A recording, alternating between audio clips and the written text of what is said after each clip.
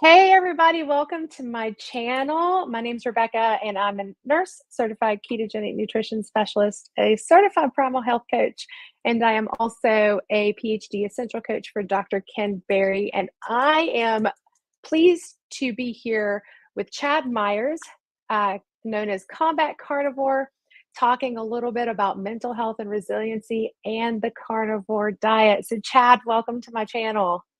Thank you so much. Thank you so much for reaching out and having me here.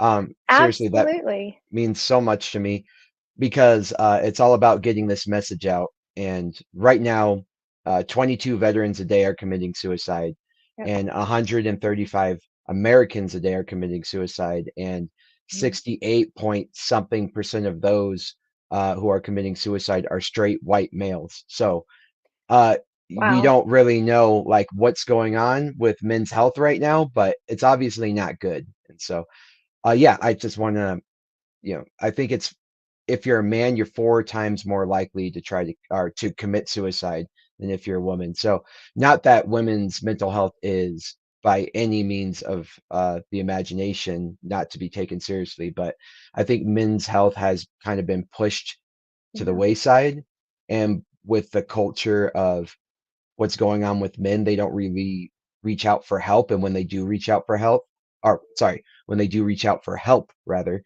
uh, they're they're kind of not given the right tools to deal with it.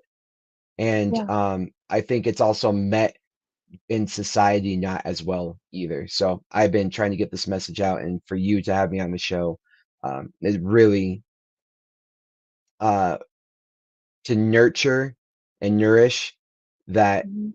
that new kind of push to reach out to men. It really means a lot to me. Yeah, well, I'm connected to the military because my dad was a Vietnam veteran. He had PTSD and he did attempt suicide a couple of times, from what I understand. I was too young to remember it. And, my husband's active duty and has deployed multiple times. And we have seen people commit suicide over the years. We had a good friend that actually committed suicide. And it is a tragedy. And there is hope out there. So tell us a little bit about you and how you came to carnivore space and your background and kind of why you're pushing this agenda forward. So, I was in the military for 11 years, and Mhm. Army and Navy, and I don't tell a lot of people this, but I went to OCS for the Marine Corps, and that was, oh my God, a nightmare. Uh, but yeah, and as I went through, there's a few events that happened to me where I just started going down this dark spiral of panic, phobias, anxiety, brain fog. God, the brain fog was unbearable. And as Carrie Mann said it, he's like, you just feel like you're drunk all the time, and that's the way I felt. It was horrible and debilitating. On top of the Mhm. fact that I had nonstop chronic gut issues, there was a point in my life where I was going probably 4 times a week. You say 3 to 4, but the more I think about it, I think it was more, where I would have chronic like flu symptoms a week, where it was like severe migraine. It felt like barbed wire was going through my gut. And I even right now I'm kind of going through all my VA paperwork, and apparently that's the exact wordage I used with the doctor. But yeah, it felt like barbed wires like being pulled through my digestive system. Mhm. Everything was coming out the back end. I was in my 20s getting scopes, I up Mhm. and down my my orifices, and yeah, it was just miserable. And I don't want to get in too much of it, but I basically wanted to die. And though I wasn't actively like suicidal, I was planning different ways to die. And my wife was also going through manic depressive bipolar disorder, PT, or what do they call it? Where postnatal, where it's A postpartum depression. postpartum depression, yeah. Yeah, and she was suicidal, and it was all like we were all just a hot mess, right, for the longest time, and Mhm. we were trying to figure out ways to get it better. And what when I don't remember exactly when, but I started noticing that certain foods were related to my panic and to my anxiety. And so I started doing some heavy research on diet and mental health. And there were some things, and 10 years ago, things were different in the nutritional world, and you couldn't really find anything. And this is why I'm so upset with the way the food industry works right now, and has worked for a while now, is when you type in what is a healthy diet, what should I do for my anxiety, blah blah blah, it's very specific powers that be that have the monopoly over that information. So Yeah. I did a video on this, and it's about to come out actually. But I go like, okay, what is a healthy diet? Let's just start like, hey, I'm making a conscientious effort to fix my diet and lifestyle. What is a healthy diet? You type that in, and you get BS, pages Mhm. after page, AI overviews of what is a healthy diet, and it's not. It's just objectively not good for you. But it's like the plant-based agenda. You know what I Yeah. mean? Red meat isn't Mhm. mentioned on there at all. You know what I mean? And so that just kind of frustrates me because I did that. I went down all the paths. I went down every fad diet, and it was exhausting. But I did go on ups and downs because what ended up happening is I got off all processed food. So at least most of Mhm. us agree when we make that decision to get off processed foods. And Exactly. so I said, yeah, I went on my ups and downs, and I'm skipping a lot here. I'm omitting quite a bit. However, I ended up finally, I don't know, a couple years ago, seeing a video of Paul Saladino getting Mhm. his ass chewed. Sorry for my language. I saw him getting No, you're good. yelled at by the doctor show. It's a bunch of women on that doctor show just screaming at him. And it was, and let me backpedal a little bit. I went from specialist to specialist to specialist, saying Mhm. like, I am not doing good. And they're like, well, a lot of your labs say you're doing all right. And I was like, yeah, but I Mhm. am obviously not. I go to the hospital every once in a while because I cannot stop throwing up, and whatever medication they give me usually can't stop it. So I need to go to get like medical attention. Mhm. Um, on top of the fact that like I'm pretty sure that my food is causing my panic attack. And I did this ice like kind of my own version, which was not probably good in retrospect, but my own version of an elimination diet. And Mhm. the elimination diet, as I added foods back in, I noticed my panic got worse as if I left it out, as compared to as if I left it out. Mhm. And they were like, no, you're kind of crazy. Here's some SSRIs. Here's some antipsychotics, whatever. And even when I would start, I would premise the entire thing with saying, I do not want SSRIs. I don't Mhm. think this is the case. I want to fix this like a little bit more holistically and naturally.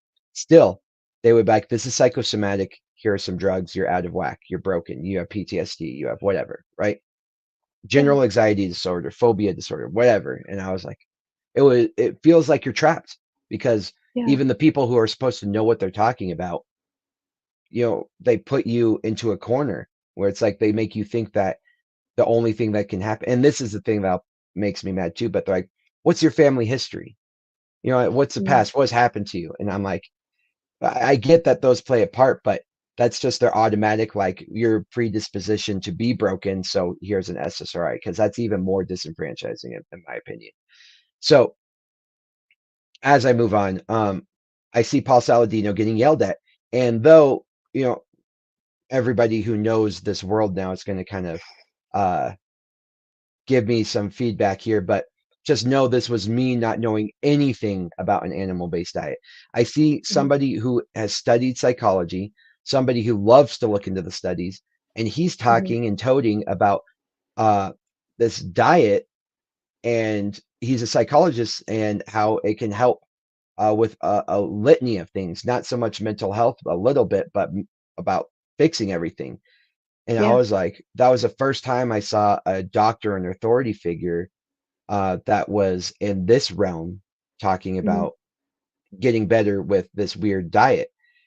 But any sort of doctor making a solid claim that diet is going to fix a whole litany of things, especially Mhm. psychologists. So I really gravitated towards that. And I remember that feeling of being like, whoa, you know what I mean? Because every single doctor just told me I was crazy. you know? So here's Uh, somebody that's listening, that maybe not listening, but understands. He's like, here's a yeah, different approach. exactly. And so that Yeah. and that was like unheard of. Hmm. And I even showed one of my doctor friends, and he was like, "Yeah, I don't really know." And I was like, "Okay." In hindsight now, me and him have conversations. But so anyway, I went down this path, and I started learning about fasting, and I started learning about a human, you call it the PhD, the proper human diet, which I love. Hmm. That's a great way to list it. But what and I never even considered it. How is it? And I'm not the smartest person on the block, but I'm also not dumb. I was going through my degree in math and physics when this was going on. So it's like Yeah. I knew how to look at things objectively, at least in some aspects of life. How was it that I never even considered what humans had eaten for a million years, Yeah. what humans have eaten for their entire existence, and what was the environment in which that forged them into what a human being is now, because that's how we're going to respond to and react to most effectively. Like our Yeah. DNA is not 10,000 years old, our DNA is millions of years old. And so what were the paths that created that physiological structure, that biological demand? So I'm like, yeah, obviously, how come I'm just finding out about this? I've been Hmm. suffering for 10 years. And at that time I was just hitting 30. So it was like almost half my life Yeah. uh that I was suffering. My 20s were gone, you know. Hmm. So anywho, I as I started to resonate with this, I remember I used to beg and pray for those 10 years, like, please God, please anybody, please whoever will listen and answer, give me an hour of mental clarity, an hour of no brain fog, an hour of no anxiety, an hour of no phobias, an hour of feeling like a human being, feeling like Yeah. before all this happened. And I was like, I will be forever grateful for 1 hour. That was kind of like my prayer. And I wasn't even religious at all then, but I was like praying to whatever would listen. Hmm. I was so desperate. And when I went on my first fast, especially after kind of going animal based, um, I got that. And I think right after day two or in my second day, I went, I was Hmm. mentally clear. And I think I was, if I recall correctly, I know I've said this before, but I was emotional. I was like crying, and I never show emotion. But I remember we were watching like a movie later on, and some weird like sad scene happened. It wasn't even that sad, but I was like crying, and my wife was like, "What is happening right now?" Because I was so emotionless for so long. Yeah. And Yeah. so anyway, uh, then when I went back to the brain fog when I started eating again, and I was like, "Well, that's disappointing." And then I figured it wasn't the red meat, and then I saw an interview with him, Paul Saladino and Anthony Hmm. Chafee, and then Yeah. I kind of got in the Anthony Chafee kind of fanboy, and then Dr. Sean Baker. Oh, okay, this is starting to make sense. Dr. Ken Berry. Hmm. Oh, okay, so there's like a whole legitimate backing to all of this.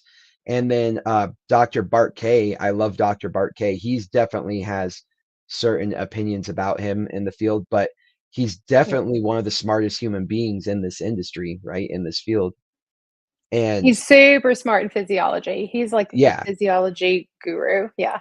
yeah. And every single advice I've taken from these doctors, but especially Bart K, has launched me to a next level of learning in this. Yeah. And so I started going carnivore, and sure enough, that mental clarity came back on carnivore, not animal based. And so I'd given up Hmm. all plants, all fruits. And what really sent me to the next level of feeling good was like getting rid of dairy and eggs, and Hmm. learning about the lion diet.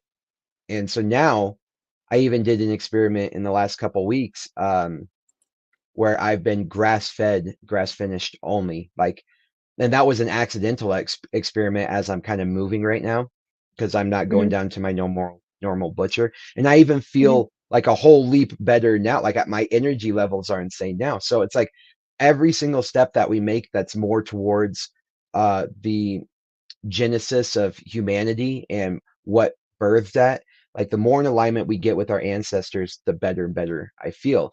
And Mhm. that that pissed me off learning that, because they have tricked you so much in every way, shape, or form. And even when you try to make deliberate decisions about fixing your health, uh, you get you get garbage. You get this Seventh Day Adventist religiously anti meat agenda pushed down your throat, and it's hundreds of pages because they have a monopoly on the market. Yeah. And they're the only sense of authority that's fighting usually against the big food companies. So they look like, yeah, we're fighting back against the machine, and they're the little Mhm. guy, but they're not the little guy. They have plenty of money. Kellogg's is no joke, you know. So Yeah. the other thing was when I went to see the resources, these doctors, these military avenues, it's like, hey, you're Mhm. suicidal. This is obviously a problem. There's a problem with mental health in the military. Cool. Mhm. I finally was like, let's do that. Let's go ahead and go down those routes because I don't know what's going to happen if I keep going like this much longer. Yeah. Every single avenue I went down was, hey, you're loved. The world is better with you in it. Here's a drug, SSRI usually. Yep. And that was terrifying. And as I start going down the research, since 2001, 9/11, 2001, and then on its 20th anniversary in 2021, 7,000, and I keep messing up this number, so sorry, but 7,057, I want to say, veterans have died, or military men in service, military men and women have died on the line of duty, right? Which is actually an incredibly low number, but still a lot, right? As of 2021, 20 years later, over 30,000 men and women who have served committed suicide. Mm. So you are four times more likely to commit suicide if you join the United States Army. You are four times more likely to die by your own hand. You are four times more likely to die internally than you are from the enemy of the United States. We are four times more efficient at killing ourselves than being killed by our foreign adversaries. So That's insane to me. it is terrifying. And It is. what launched me into this escapade was you have had 20 damn years to get it Yep. right, to get it better. You have the systems that be, the powers that be, the amount of money that you have in research and development. You have had 20 years as of Yeah. 2021. And if we're looking at 22 vets a day committing suicide, now that number is even higher. You know what I Higher. mean? For Yeah. I 2024. mean, yeah. So tens of thousands of the people who sacrificed their health, their body, their life, their marriages, their mental resiliency. They had sacrificed Mhm. all this, and that's the best you freaking have. The best you have after 20 years is your love. The world is Right. better with you in it. Here's a freaking drug. And like, Yeah. no sense. And what's weird is as I learn, I talk to Dr. Kiltz and these other guys, Mhm. you can lose your license if you don't give them the SSRI, and you can lose your license if you give too much of the SSRI. And the reason being is that SSRIs have horrible numbers. It Oh, increases yeah. suicidality in a lot of people. And I think I saw, and I might be pulling this number out of the stratosphere, but I've seen statistics saying that it's upwards of like 50% of people actually don't even respond Yeah. to Uh, SSRIs. Like it doesn't actually work any better than a placebo most of the time. That's why if you watch commercials on anything you watch now, it's like add in Rexulti to your antidepressant because your antidepressant ain't working anymore. Add in Rexulti. Then that is I think it's a second generation antipsychotic, if I remember from pharmacology class. And the side effects of those, you know what that is? Metabolic syndrome. So, Yes. yeah, so you end up with diabetes and, you know, increased weight gain. Like my daughter was on one for an adjunct therapy to SSRIs, and it took us years to even get her fixed. So yeah, it's sad, isn't it? That this is It what they is. do. You're right about the numbers. I think it's, and if I'm recalling off the top of my head, it was like 45 to 60% see some sort of effect, but as low as 30% go into remission, 30 to like 40%. So Hmm. it's a drug that is less, in some numbers are less than a third of the people who go on it see a relief in their symptoms. So Yep. that, and then on top of that, there's enough of an increase of suicidality and depression and anxiety, and people acting on it, that the FDA has thrown a black label on there saying like, hey, this actually might make you worse. What kind Yeah. of drug, what kind of system do we live in after 20 years that's the best that you got for our Yeah. soldiers? And the worst part is you can't say addictive because of the semantics of the word, but it does Hmm. make you physically dependent.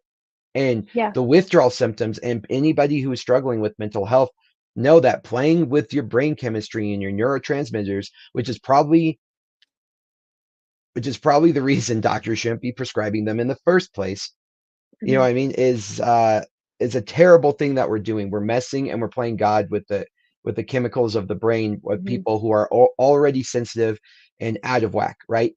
With in terms of chemical balances. And in Yeah. retrospect, I feel like I understand that a whole lot more, but that's the best you got. So, and then I go down the rabbit hole, so don't get me started, but with the pharmaceutical companies, and they are the number one special interest group. They're the number one lobbyist.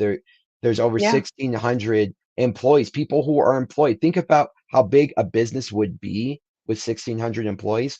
That's just their leveraging Lobbyists. and lobbying companies. Yep. So Hmm. yeah, and then the insurance companies and the food companies are right up there with them. So They all have the same shareholders. yeah, so I get really frustrated going down that because I I think there's conspiracies that be, but regardless, whether it's conspiracy or not, the numbers are set in stone, which is Hmm. they have been failing us. And so I'm like sitting here and I'm like, there's so much evidence of diet and Hmm. lifestyle helping out, but Hmm. that wasn't mentioned to me at all. No, like Yeah. diet and lifestyle was mentioned to me maybe 1% of the time as I went from doctor to doctor to doctor. I was even going to chiropractors. I was going to holistic people, but I went through every Mhm. specialist that you can imagine without getting help. And I got nothing. And the only lady that really said something when I was getting on my SSRI, she goes, "Well, most of your serotonin receptors are in your gut, so maybe there's that connection there." That was the only lady who ever said anything, and that was the only conversation that we had. Mhm. So I got off my She might have been onto SSRIs. something. Hmm. She might have been on something. And it's weird because like if you search like the vagal nervous system or the vagus nerve, you Mhm. learn up the gut brain connection, you learn about the blood brain barrier, you learn about your um what's this called? Your alpha diversity, your gut microbiome. It's like the information's out there, yet you go to a mainstream doctor and they're like, no. Mhm. So Yep. I don't know anything about health, and I could go and look that up, but a doctor's like, yeah, nah, that's here's an SSRI. And I think that everyone's incentivized in the incorrect manners. They're incentivized by the wrong, like they're not incentivized to get you healthy. They're Yeah. incentivized to prescribe. Drug companies are incentivized for you to be sick. And when you first hear that, you think that's just ridiculous. However, when you start looking down the conspiracy rabbit hole, right, they are the number one Mhm. special interest group. They lose money Yeah. when we are healthy. That's Yeah, crazy to they me. do. Yeah. So what year was it that you found the carnivore diet? Do you have a year on that? Like the meat? when you first saw Paul Saladino and then started with Anthony Chafee. What year do you think that was? Or do you remember? Did you stamp it on your calendar? Some of us stamped it. I know a lot of We all people remember our did. dates. Yeah. Like Like when I talked it to was Dr. March Kerry Mann, 21st. yeah, exactly. Like on Homestead How, he's always Yeah. like, today's day 600 or today's, I'm like, Oh, I I have know. no He's idea. I love him dearly, but wow, he must keep a calendar with it. Yeah, I think so. It's like day since your last drink, like Hmm. for a Like food alcoholics. sobriety. Yeah. Exactly. Yeah, carb free. Maybe they do something like that. However, I do not know. I know it was a couple years ago, Okay. and then I went animal based or not animal based. Then I went carnivore, but I was including raw dairy. And Okay. then there is some months back where I gave up the dairy, and then Mm-hmm. a couple months back where I gave up like eggs and other things. And then it's been the last 3 months, I would say that I've been more lion, and then it's been the best Okay. past couple weeks where it's been grass fed only. So it's like as I go more elimination, the more thriving I feel. And Feel. just to give you an example of how bad my anxiety and phobias were, and I'm very outspoken. I used to never tell anybody about this. I couldn't be alone because I thought my throat was going to close up. I was going to die based on an event that I almost died. So it was like a PTSD response, I guess. Mhm. But I couldn't be alone. And I always had to have like some liquid near me for whatever reason because I thought that would help. Because when I was without it, like my throat would start getting scratchy and closing up. And I couldn't drive myself anymore. I was kind of okay if I was driving with someone with me, but I couldn't drive myself anymore. And so like I was this grown man, like getting rides everywhere, getting rides to work. And at one point my work was half an hour away. So my wife was sometimes, including her own work, was driving 2 hours a day to come drop me off and pick me up. And our kids were little and we have 4 kids. And so they would have to come with us, be woken up super early, and it was bad. I was a huge burden on a lot of different things, but I didn't want anybody to know about it. And this is the part about Mm. reaching out. Anyway, as I went more animal based, and even when I wasn't um, doing that great, I got so much better that I ended up being able to go down to Brazil by myself. Mm. I went with somebody, but still not somebody in like my little trusted group of being alone or Mhm. whatnot. And I ended up flying back by myself. And if you know anything about me, my phobias, getting on a plane, first of all, getting on a plane without people I trust, going down to a different country in a different, the southern Mhm. hemisphere of the world, and learning, I learned Portuguese. I love languages though, but went down there, learned a whole new language. People didn't speak English down there, and then came back by myself. I earned my black belt in Rio de Janeiro, and it was that's how that's the polar opposites of who I was and who I became. Yeah. So, Well, tell our audience that's watching a little bit about, because you mentioned Brazil and going down there and getting a black belt, but let the audience know what it's in. okay, Because so this, yeah, I know this is also part of your journey too, in yes. helping people. So one of the only reasons I'm still alive today were two of the three pillars, right? And the third pillar is what makes me me now. But I call it steak strangles and stoicism. So carnivore diet, and then strangles as jujitsu, Brazilian jiu-jitsu, and Mhm. stoicism is my practical life philosophy. And if you are Mhm. religious or Christian or whatever you may be, please know that Stoicism is not taking away from Christianity whatsoever. It's not a religion. Stoicism, Well, Stoicism is not a religion. it is It's a not a philosophy. religion. It's a practical life philosophy Yeah. that is specifically designed not to question the gods, but it's kind of like what would that be? I want to say like the 10th Amendment. It's like whatever is not said in the Bible is left to for us to discern, right? You know what I mean? Yeah. Yeah. So what's not in the federal government is left to the states. That's kind of the way I look at it. And that's a great way of you taking responsibility over your own life and responses. Mhm. So a lot of people don't know that many of the Yeah. famous bishops and um, what's the word I'm looking for? Priests, Saints, maybe? sorry. Yeah. Saints. Oh, look at that doggy. Um, Sorry. He's No, like, no, I love "Hi." dogs. Um, were Stoics, or are they Yeah. Stoic-esque, or the fact that they research a lot into Stoicism to the point that the Serenity prayer is a Stoic-based prayer. Like in essence, it's Stoicism. So, anywho, I can see that, yeah. yeah, what that's what Stoicism is like what can you change and what can you not change, and act based Mhm. off that. So, anyway, so stake strangles and Stoicism. So you're asking about The jujitsu. strangles. Strangles. So Brazilian Jiu-Jitsu is a submission grappling based martial art, and that I Mhm, got into, and I it helped my mental state so much. And as I research it quite a bit, that simulation of being in combat, that simulation of going into fight or flight, but in a safe place where you have no option but to enter the belly of the beast and yeah, go out the other side. You know, what I mean, kind of like a Jonah story.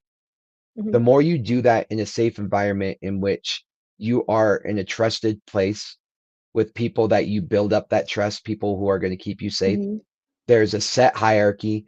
There's a hierarchy in which everybody who has gotten to that place has earned that place through mhm, this the through the means by which you're engaged in that community. So for in this case, you do not advance in jujitsu unless you have earned that earned it. advancement Yep, by showing it, by yes, being exemplary in that field. So, and that's why I think it helps with a ton of military people is being back to that mhm, camaraderie, that sense of hierarchy, knowing exactly where you stand, knowing that that person who can beat you has your respect.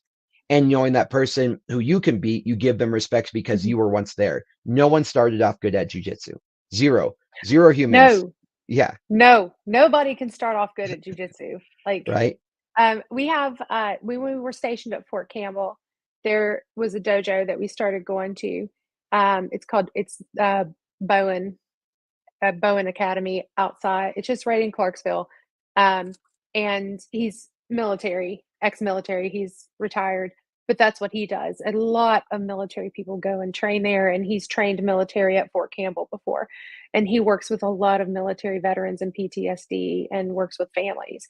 So it was interesting that to find another person that is doing something similar, but with the added bonus of, a carnivore diet. Yes, exactly. And so I believe in the body is going to be as strong as its weakest link in when it comes to the Mhm, mind, the body, and the soul. mhm, And a lot of people don't know this, but we think of the soul now as kind of like this esoteric concept. But the mhm. soul, for the Greeks and for the ancients, Mhm, it like when you hear like respiration, to perspire, things like that, that spire part is the spirit. So mhm. respiration is actually the spirit going in and out because whatever's living has breath, and that's what life is. Yeah. And even when they would worship gods, they would make sure that the mouth had to be open so the spirit of the god could go into like a Mm, statue or whatever. So if it was closed, that means yeah, a lot of but anyway, the spirit was the breath. So we yeah. have to the mind, the body, and the soul all have to be taken care of because if you're like me, if your spirit's completely broken, but you are in great shape, there's only like your precipice and your apex of what being a physical specimen can be is limited. All Yeah. three have to be raised together. One cannot, like in a plane, all aspects of the plane have to be working efficiently for the Mm, plane to fly. So you can't have something dragging it down. It'll completely compromise the integrity of that flight. So mhm, that being said, um, when I do jujitsu, I started learning why is this helping, right? Because mhm, a lot of people talk about BDNF, which is brain derived neurotropic factor, right? And mhm, when you're in a state of stress or you have too much insulin, this BDNF, which it heals the brain, right? It's like yeah. adding uh, gray matter to the brain, depending on where it's at, but it also heals the hippocampus.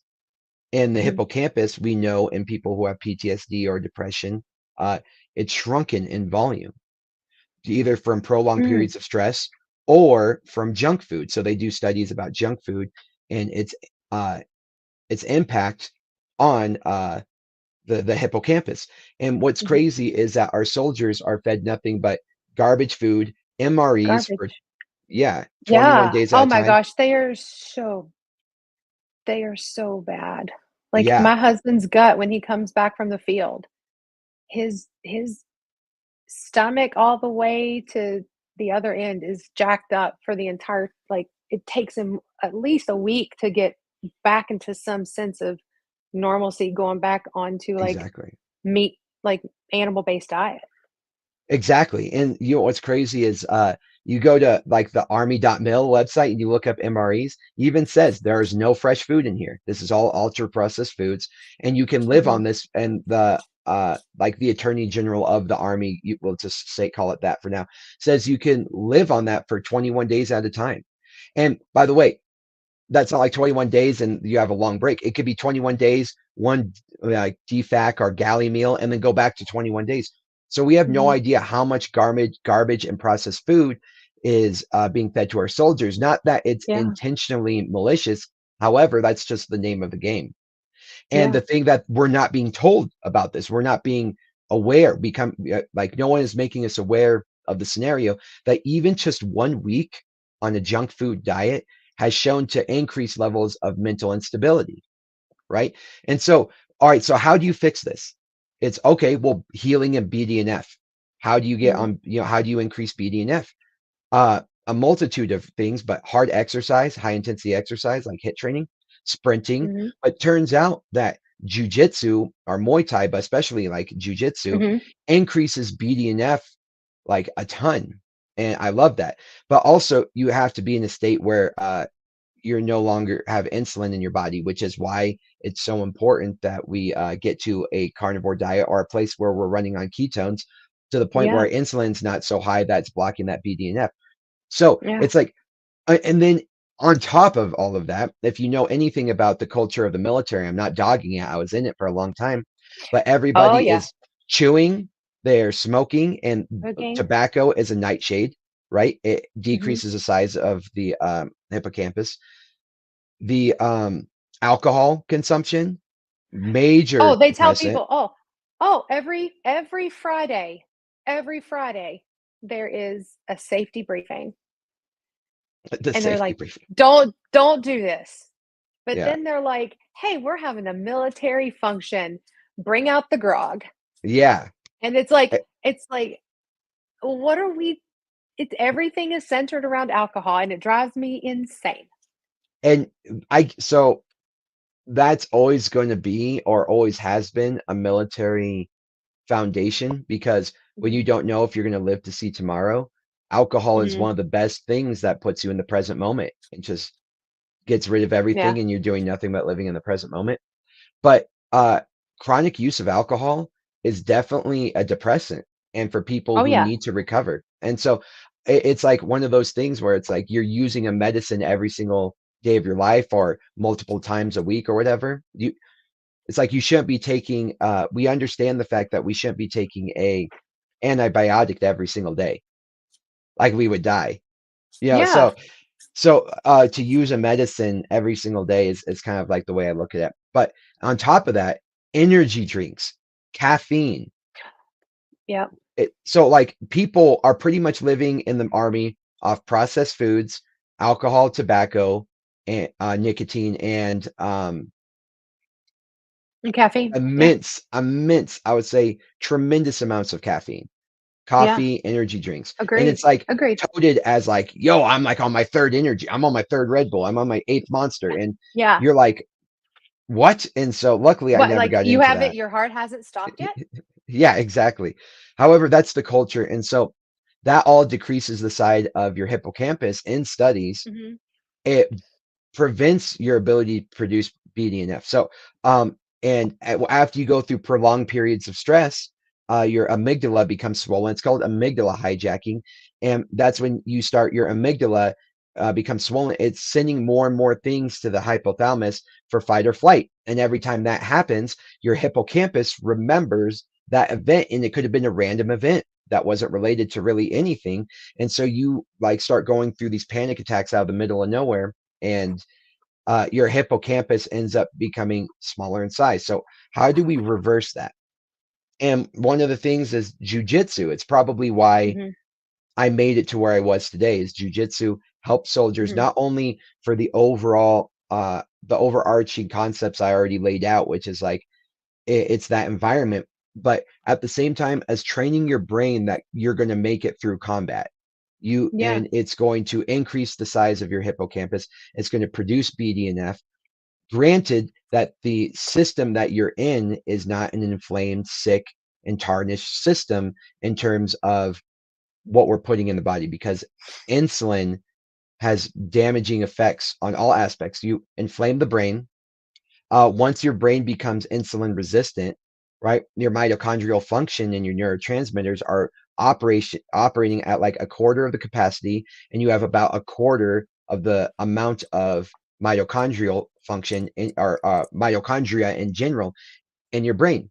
And then in addition to that, ketones become the only part of the only energy source that's crossing the blood brain barrier after you become insulin resistant. So it's almost like you've forced these young men into a state of dementia or Alzheimer's, because it's like you overclock them for so much prolonged periods of stress while feeding them Yeah. garbage food.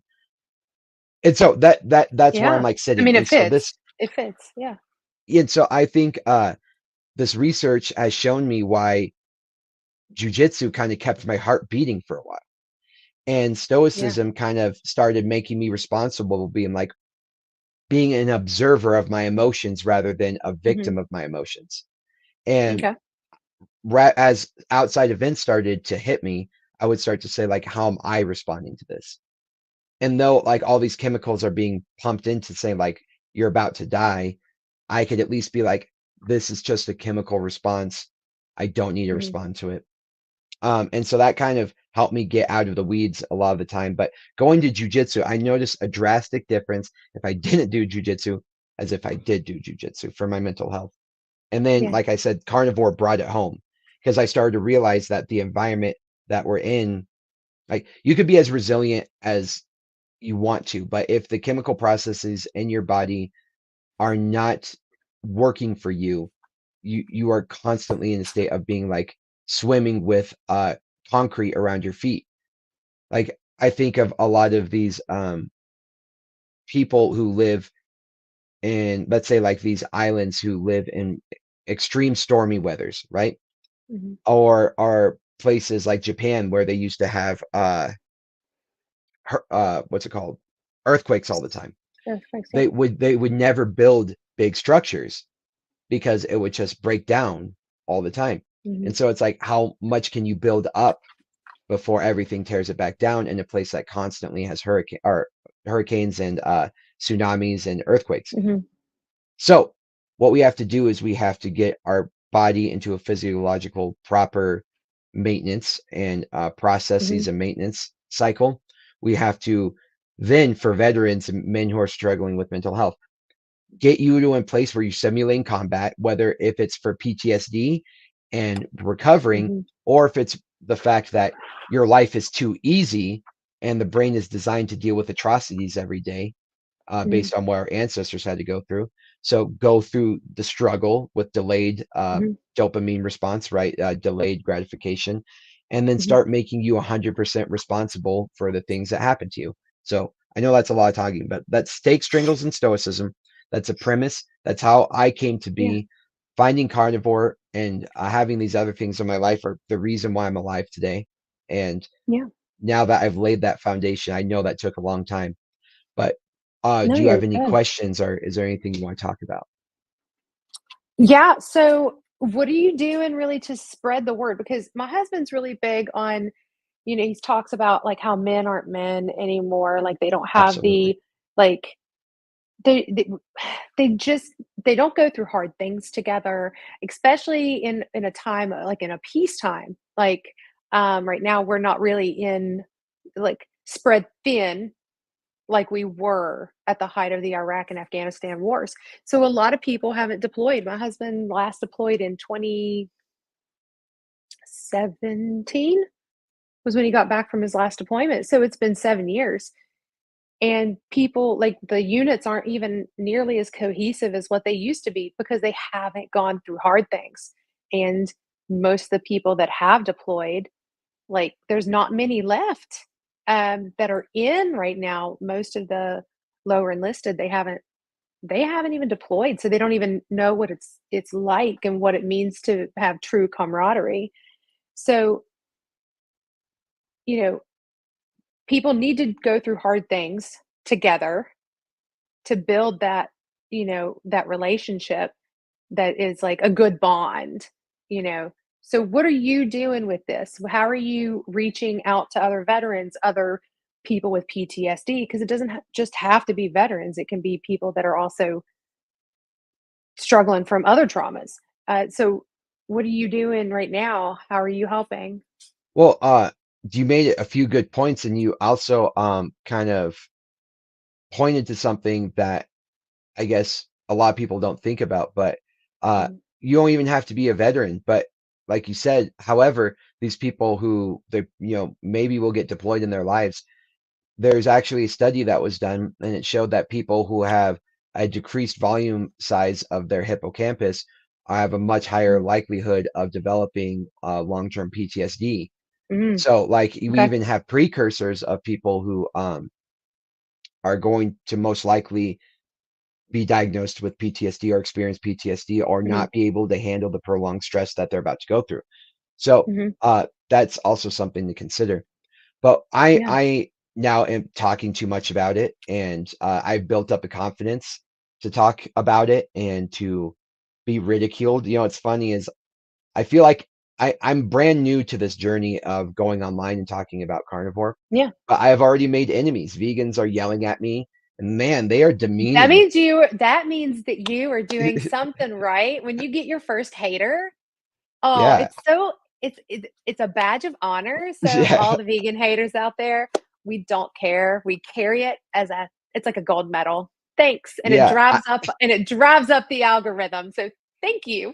Yeah, I have like a couple trolls and people that are just yelling I at me love and it. telling me I'm dangerous and telling me I'm like worthless and stuff. And I'm like, oh, and they're so condescending. It's funny. But I made a video with their comments and I was like asking ChatGPT, I was like, why are vegans so mean? Like as a joke. And it like gave Yeah. me a whole list of things. I was like, are they so mean because they don't have enough nutrients in their body? And it like actually gave me a legit anyway, it was a funny thing. But They let's go lack back. B12 and B12 is very, very important. They're so angry. Like when I I talk to know. all the carnivores, they're so nice. And all the vegans Most are of so them. mad. Most of them. There's Yeah. a couple that can be a little snarky. Oh, for sure. Like Bart Oh, K's a little Carnivore snarky. JT. Oh, Oh yeah. Bart K. Yeah, Yeah. Carnivore JT is super snarky. Bart K is very snarky. I was on his channel, and it's really funny because I was super nervous, and he's really just the nicest person ever. Yeah. He's a lot of it's an act. Sorry, Oh yeah, it exactly. is. You get yeah. But it really gets under people's skin. So let's say you're exactly right. And so Stoic quote is plan for the hard thing while it is easy, right? Yes. And so Mhm. that's why they tell you, like when life is too good, start seeking displeasures, right? Start sleeping on the floor for a month. Like don't touch hot water for a month. Do these things because then when it happens, when the thing that is inevitable happens, you are unfazed. Uh, Yeah. there's a quote that I read yesterday from Marcus was like, be like the Spartans and sleep on a hard floor. Prepare yourself for Well, war. have you read the book The Comfort Crisis? No, but Oh, you need I've heard to. a lot about it. Yeah. Yeah. Like, it's very intriguing once you listen. We listened to it on audiobook. My husband made me listen to it because we were on long drives. But it was very Yeah. interesting because when he went out and did hard things and he was in no comfort. He was cold. He was hunting his own food. All these things. That when he got back and he was like, "Yeah, it was nice for a couple of days, but then all of a sudden it was like, this sucks." Yeah. Like, the comfort sucked, and I was like, "Whoa." Like, Yeah. You're yeah, we're given too meaning. comfortable. So what's very interesting is that dopamine has a very special relationship with many other chemical processes in the body. Mhm, Uh, but I call them, and I don't only call them this, but I refer to them as the motivational chemicals, right? The motivational mhm, processes. And the second dopamine is released in enough quantities, those other motivational chemicals to stop because it's like we got what we need. And if you think Mm, about it, the three hardest things that were to come by for humanity was to eat, because that took a hunt, mhm. that took Yep. survival, that took Mhm. studying, right? To learn was the other thing. To learn something new oftentimes caused death, right? Mm. So to like experiment Oh, and do yeah. something new. And then the other thing is to, and by the way, that's for survival. The more you learn, right, the more Mm. likely you are to survive. And the third Yeah. thing is for reproduction, sex, right? And in the first 5 minutes from when you wake up from the comfort of your bed, you can get all three of those things. You could stream yourself crazy and what's it called? Swipe, doom scroll. You could watch porn and you could eat 2,000 calories within 5 minutes. Like you could do it all within 5 minutes. And those things were the hardest, most difficult things. And they made dopamine so rewarding. And when I say though, like um, it's like the chemical processes made that so rewarding because you needed all the motivation to make those things happen, right? Mm. And so your chemical balance, the proper equilibrium and like homeostasis of the body is going through hell because Yeah. every animal, including our ancestors, went through hell to make it who we are today. And your biology and physiology is still mimicking, parallel, and exact to that. So when you go through hell, you have a distinct purpose. Mhm. Get through the day, get Yeah. food, learn your environment, get shelter.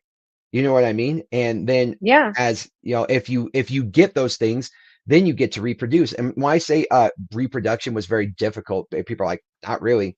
But if you look into our tribes, to earn a place within the tribe that they say you are able to reproduce with one of our women, like that was a very difficult thing to do, to make that claim, to have that right to reproduce.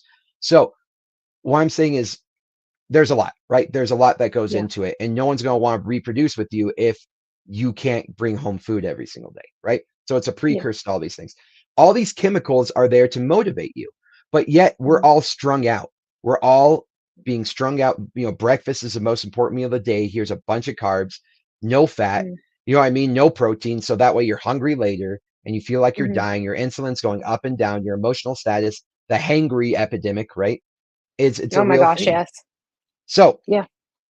not only that, but we know, and I won't get into this point, that like fat and cholesterol is a precursor to many of the balancing of the hormones. The So Yep. Yep, yep, yep. Sex and hormones, super important. exactly. And then we also learn that vitamin D is one of our top regulators of our epigenetics. So what Mhm. genes are being turned off and on, like in terms of expression, you know? And so Yeah. we don't get in the sun enough. So what's interesting is when you're Mhm. going through hell, a lot of the time you're in the environment, you don't have comfort. And so to get to the comfort zone, right, that's where the dopamine comes in, but you're finally getting all those motivational chemicals, which Mm. is keeping you in balance.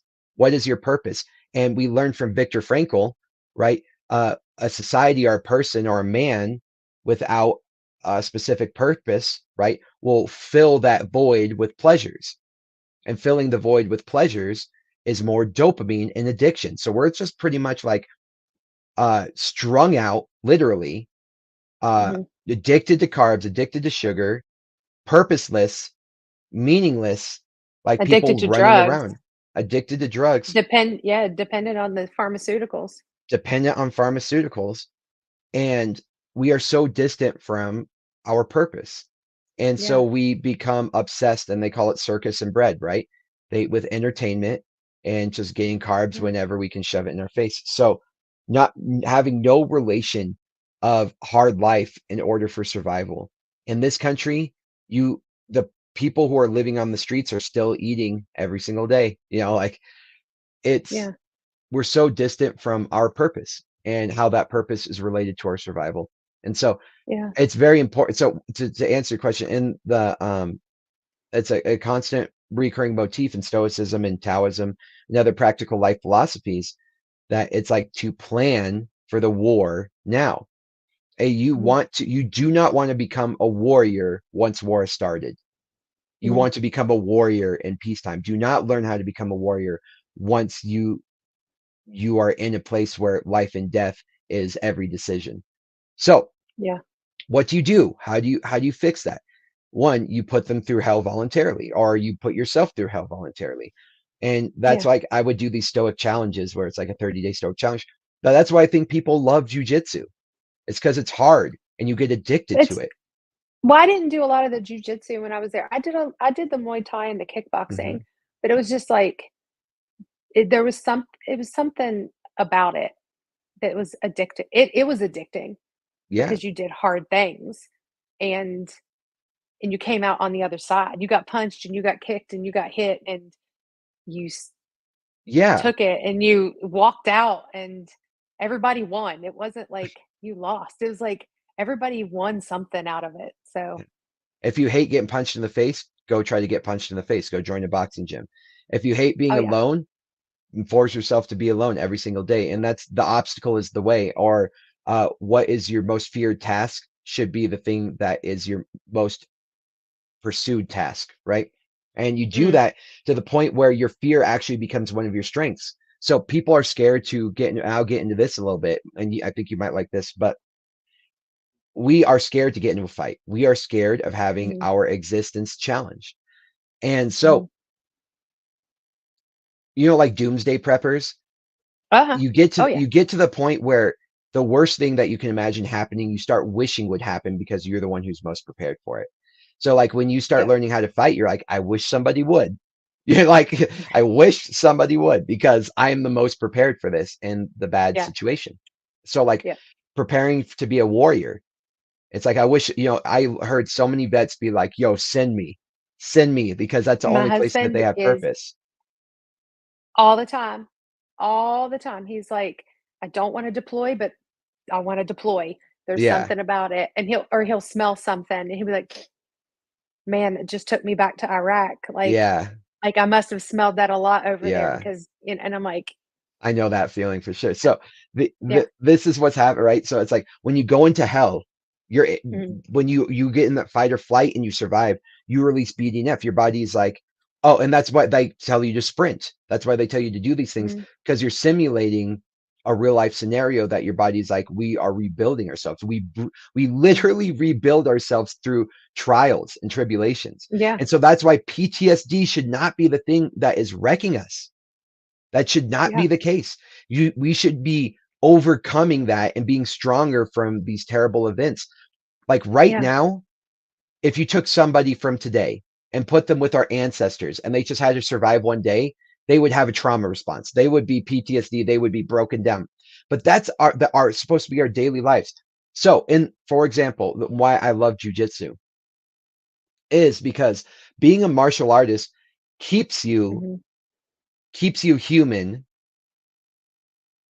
in the worst of situations. And what I mean by that is when you are engaged in fight or flight, you go into the reptilian part of your brain.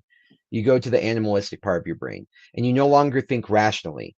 And so there's nothing in that moment. I shouldn't say nothing, but there's very little in that moment that separates you from the animal world, right? mhm. And when you go into fight or flight, when you're compromised, and that's why the villain is always trying to elicit emotion from us, because animals can feel emotion, but they cannot feel logic, right? And so I say that in a very specific sense. Don't get mad at me if you're like an animal rights No. activist, but in a holistic sense. No, Yeah. not animal rights activist. PETA stands for people eating tasty animals. I'm so gonna get slammed for that. I know. Sorry. But so the thing is, when you become a martial artist, what's the Mhm, likelihood, because you're in such control, that somebody's going to get you out of your fight or flight? You think rationally, you think logically, and then other events in your mhm. life stop triggering you. And that's why things like jujitsu and martial arts is important, because it's like, man, someone was trying to choke me earlier. You think cutting me off is going to get me upset? Do you think like this project that needs to be done by the end of the day is going to get me upset? And that's the thing is, Mhm, things become minuscule. Things become mhm. uh what's it called? Like differential. It's like, whatever, uh, that Yeah. is insignificant to me because I know what is really important in my life. When you're Mhm, constantly facing death, the priority, the triage of what's important in your life instantly comes to being, right? It instantly becomes well known and apparent. So when yeah. you become a martial artist, you are actively creating the state of being a human as much as possible. Even when somebody's trying Mhm. to attack you, end your life, that should send fight or flight. However, you get to remain human. And I think that's very Yeah. important, especially with people who are constantly being triggered into the fight or flight state. That jujitsu keeps them remaining human.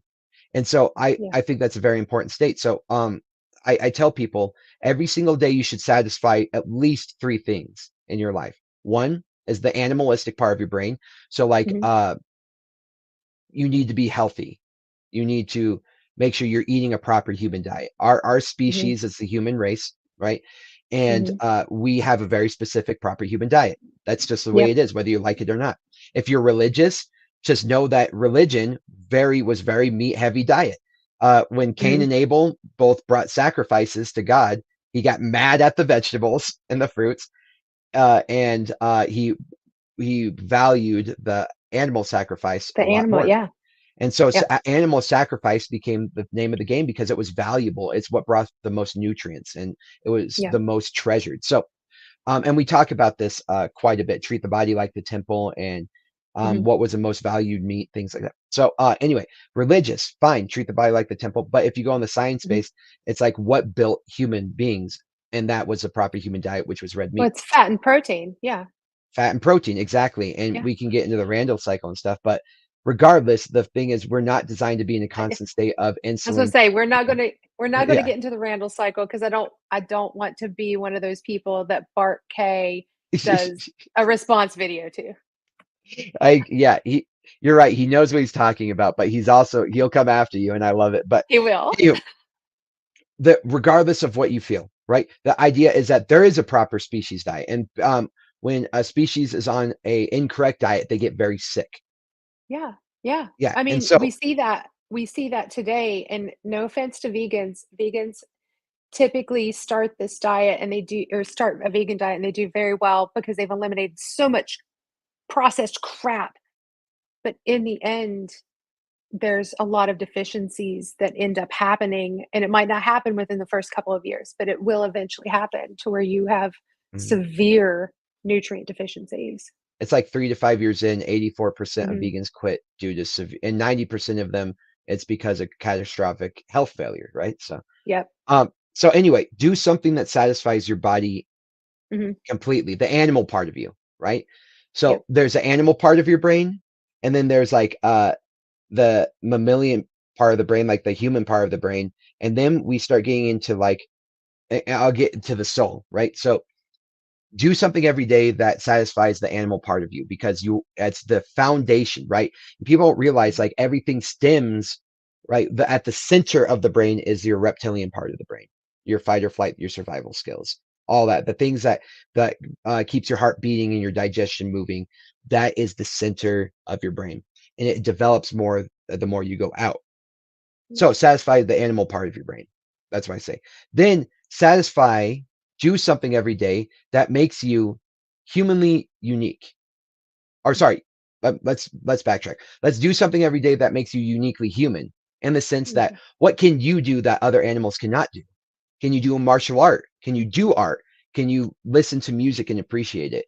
Can you write a Mhm. book? You know what I mean? Something, Yeah. whatever gift that you bring, do If you're something. if you're in the medical field, go out and do that and heal people. If you Yes. play piano. Yeah. Yes. But the thing is, it's learning in that sense. And Mhm. that's one of the most important Learn a things, new right? You language. can learn. Exactly. Yes, absolutely. I love learning new languages. But uh, the idea is you need to be in a place of learning and it needs to be difficult. It Mhm. needs to be delayed. It needs to be a skill acquired over 10,000 hours. You know what I mean? Like, Yep. not just like, Yep. oh, I learned that today that the capital of Bangladesh or whatever, like, oh, that's not even a country. But anyway, you know what I mean? Like, that's going to be rough on me. But the idea is learn something new, not just like fun trivia. And that's, by the way, we're addicted Mm. to trivia is because we learn. But you need to do Yeah. something that's like learning long term that makes you something excellent. So something that can Yep. bring something that's uniquely human that animals cannot do. And then the third thing is what I was getting at, which I decided to go this way, is do something that makes you humanly unique. Means amongst all the other humans, what is something in your like that you can do that no one else can do? Who are you? Who is this Mhm. person? Are you just a mouthpiece for other people? Are you just regurgitating information? Are Mhm. your opinions just a coalition of and a conglomerate of all these other people's opinions? Do you really know you? When was the last time you were off in the woods by yourself for like a month and you heard your own thought for the first time? When was the last Mm. time you went to a place where you were the only person who didn't speak that language? You know what I mean? And the culture was so, Yeah. it was not even that you were by yourself. You were the against the grain of what Mhm. their culture was. And so you had to see the resistance face to face all the time and learn a new language, learn what words are actually ascribed to meaning. And so Mhm. a lot of the time when we learn a new language right off the bat, we fill in puzzle pieces. So it's like, Mhm. um, gracias, merci, thank you. They all fit the same social context, right? When something does Yeah. something for you. But actually, merci is acknowledging that you are merciful.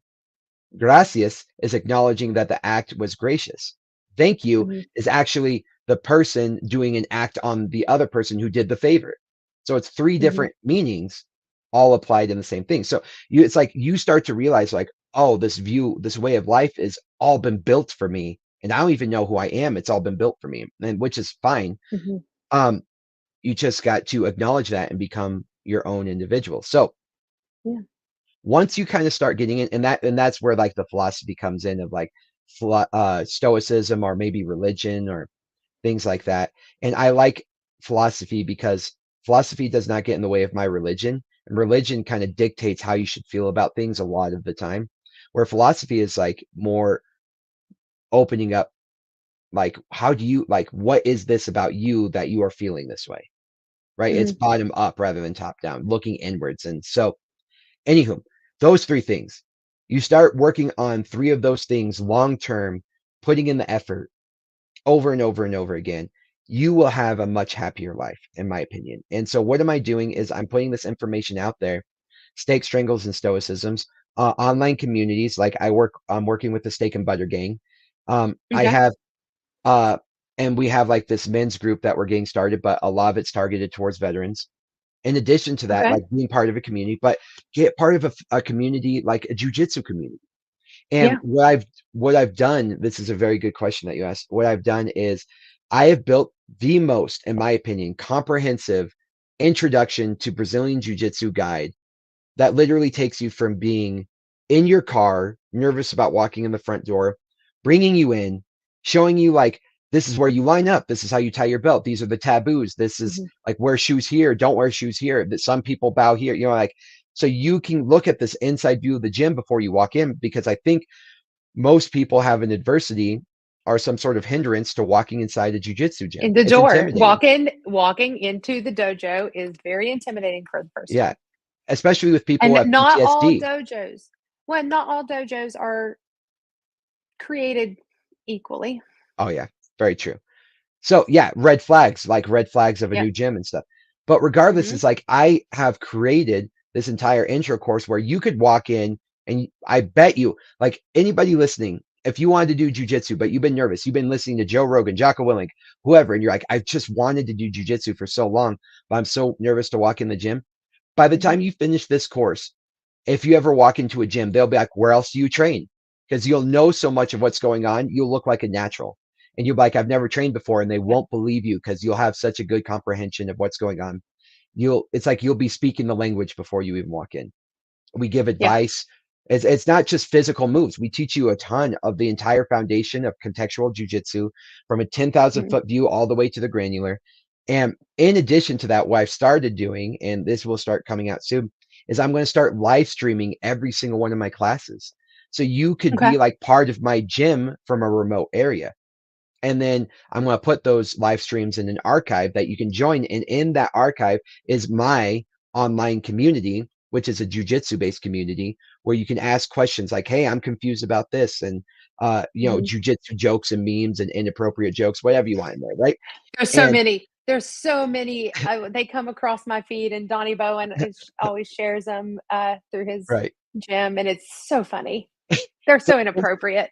Yes, the Like, you culture of have to be jujitsu. in the commuter you have yeah, you gotta be in the culture or have been in the culture to appreciate them and not be offended. Right, yeah, yeah. We don't take ourselves too seriously most of the time in the jujitsu No. community. We kind of understand we look ridiculous and that we wear spandex, and we just, like, owned it. We just owned it. Yeah. And, no Well, one's good at and jujitsu. talk okay, so no, well, there's Mhm. some people that are really great at it, but, everybody can learn more. So, with that, a lot of people look at jujitsu and they see it, and it's like the first time they see it is in the MMA octagon. So, if somebody is like, "No, I can't do that. I'm too old. I'm too broken. I'm too insert fault here." What do you say to them? Because I know what I say to them, but you know, I say that's an excuse, right? And yeah. we have seen 90-year-olds who have completely, with just a little bit of resistance training, build the same body composition as a modern day 65-year-old. Yep. So we have seen age reversing. We have seen in carnivore people reversing their Mhm. metabolic health extremely, right? But also Yep. when it comes to jujitsu, forcing your body in a hard spot is extremely therapeutic because your body's forced to adapt to the environment. And Mhm. not only are you learning something that is going to be practical for life, and in a sense where, hey, you not only are you getting workout, but now you know how to defend yourself. Now you're Yeah. increasing BDNF. Now you're building a community. Now you're, I mean, part of this camaraderie, so on and so forth. But Yeah. no, you're not too old. The body can adapt Mhm. to almost anything, especially if you're on a proper human diet, and especially if you Mhm. don't have excuses. And the one of the biggest issues that we see is they started making these relationships over the years. I don't know if you know about this, but what's the highest correlation with old age? So it's like all these people who are old, blue zones get into it, but they do a horrible job at it. But what is the simulating or what is the relating correlation? There we go. What are the Yep. correlations between these old people and why they're old? What did they do while they were young? Give us some insight. You know what I mean? And Mhm. you hear the worst answers. You hear like, I drink Dr. Pepper every day. I ate a pound of Mhm. bacon every day. I ate 12 dozen eggs every day. Whatever. It turns out that it at first they called it muscle density. So the more muscle density you Mhm. had, the better. Mhm. And the reason why that was is it turned out because of falls. So it's like when you would finally get to that fall and you would fall down and break a hip, the likelihood you lived much past that was very low. So if you had more muscle, Yep. then you could handle the fall. Then it turned out Yep. that was not only muscle density, it was balance. Did you see recently, I don't know if it came across one of my news feeds, and I don't know if it was YouTube or Instagram or something, but there is a country that is using judo and Yes. jujitsu for elderly people to teach them how to fall so that they do not break, and they're actually finding that these people are faring much better. Yes, absolutely. So learning to break fall. So this Mhm. is the thing about life. I was just about to get into this is that you don't run away from the I read your mind. inevitability. Yes, you do not run away from the difficulty. You do not run away from the adversity. You make the adversity yours. And so what they find is they have these gyms where old people go to the gym and they start learning how to fall. It's like, Mhm. okay, so if a fall will come, instead of pretending like it won't come, right? I'm gonna be the most badass person at falling. And then Yeah. what's interesting is as they fall a bunch, they build muscle density and bone density. And so now they Mhm. become more like now they're not scared of falling, and then that increases their balance, right? And so they're Yep. very aware of how their body falls. Like when I was at boot camp, I would see people fall and land on their face, and I'm like, "Have you never fallen before?" And it's because they live such a sheltered life that Mhm. when it came time for reality to come, it just smacked them in the face. And we have all these Yeah. parents, these parents, these weak parents that Yeah. uh, they don't let their kids go through adversity because they think they're protecting their Yeah. kid, but they're making them worse for the world. They're making that kid Yeah. worse for the world. And so Yeah. uh, they found out balance was one of the key factors for longevity, is because people Mhm. knew they could catch themselves more. And even when they did fall, they knew how to fall. And so that fall that broke their hip doesn't happen anymore. And Yeah. as we get into this, start leaning into it. So it's like, people who do jujitsu, and judo is a huge aspect of jujitsu. What you Mhm. guys start doing is putting yourself in the inevitable. Yeah, of course, I don't want war to happen, but I'm going to be the most Yes. prepared for war. Of Yeah. course, I want it to be the case that we can. What's another good thing? I hope it's the case we can all get along. But in case Yeah. society collapses, I'm going to be the most prepared. Of course, I want it Yeah. to be that there's no car accident, but I want to have the car that is going to protect me best when there is a car accident, and I want insurance, right? Yeah. You have to prepare for the inevitabilities to the point where you almost wish for the inevitability to happen. You know what I Yeah. mean? Because you are the most prepared.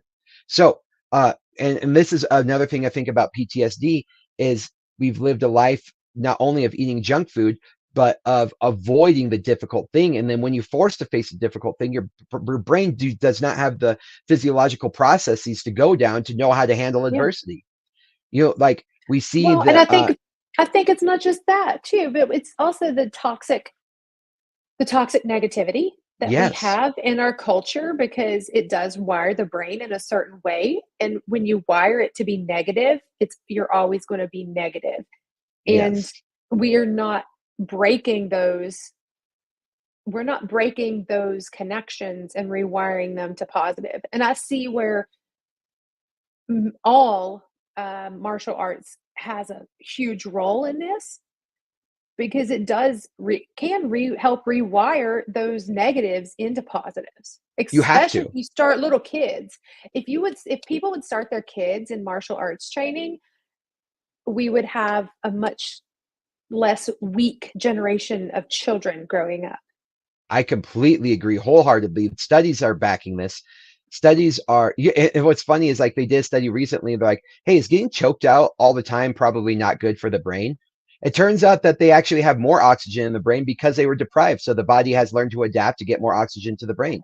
Like Sweet. it's, yeah. So it's like, it's always counterintuitive. Putting your kids through Yeah. hardship makes them resilient, makes them more great, like gratifying, like are Mhm. grateful for the things that they have. But Yeah. exactly what you're saying is when you start jujitsu, no one's good at jujitsu. And I was saying that as a joke earlier. No one's good at jujitsu. It's like even the Oh, people who are good are like, I suck at jujitsu. It's like the funny culture that you have to be part of. yeah. But it's just such an awkward thing. But the thing is, when you get started in jujitsu, it's nothing but losing for the first part of your Oh, the entire career. first few years. Yeah. The And so first all few of a years, it's sudden, nothing but losing right? So you're forced to, until you hit that blue belt, and then you're a right? god. So Isn't that the running joke? it's, yeah, that's a running joke. And then that's when you retire, like the blue belt Yeah. blues. So, um, with this is that you start off not being good objectively, Yeah. and there's no like natural talent. There's no like, oh, I just know how to do this. So we all have to learn how to lose frequently, Mhm. and then those kids build those things with it's okay to lose, but I'm growing. Yeah. I did a Yeah. little bit better this time. I did it, and so their mental Yeah. resiliency goes up, and we were kind of talking about that. And so when we start looking at not only for kids, right, but for adults, when Mhm. you do things that release BDNF and release stem cells, when you release stem cells from your body, uh, they have full length telomeres. If you don't know what Yes. a telomere is the thing at the end of the DNA strand that helps mitigate DNA reproduction, right? Yep. Uh, and so when you get stem cells to the new parts of your body, which by the way does not happen when your insulin is high. So once you go into like, a fasting mimicking state, you go into autophagy and you start doing very difficult things for the body. That's when the body rebuilds Mhm. itself. You go to full length telomeres, which means that that's like a baby cell, right? And full, Mhm. like the more your DNA replicates, the smaller your telomere The gets. telomeres gets. Yes. And then that means once it gets too small, the DNA cannot separate anymore. It cannot Mhm. reproduce, which means that cell will die without reproducing, which means Yep. that all the cells in your body start to die. And that's where old age happens. And that's where, That's aging. So, speaking of that, I think that there was a study that came out that said that red meat helped rebuild telomeres. yeah, and the bone marrow, right? Because you're getting the Yeah. proper nutrients for the bone marrow. So the stem Yep. cells are connected to the bone marrow, and that's where we get Mhm. like a lot of we never realize that a lot of our new what keeps our body processes going is from the Yeah. bone marrow. And so how you treat the Yeah. bone marrow is very important.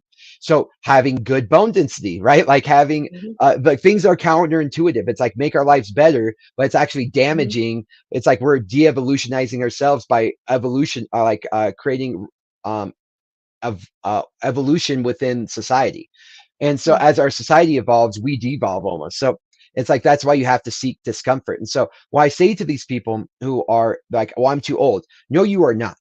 You feel like you're too old, but you could easily start age reversal by eating red meat, going in a fasting mimicking Mhm. diet, fasting maybe a little bit, going through things that are very difficult, putting yourself into those states of fight or flight and finding the other side.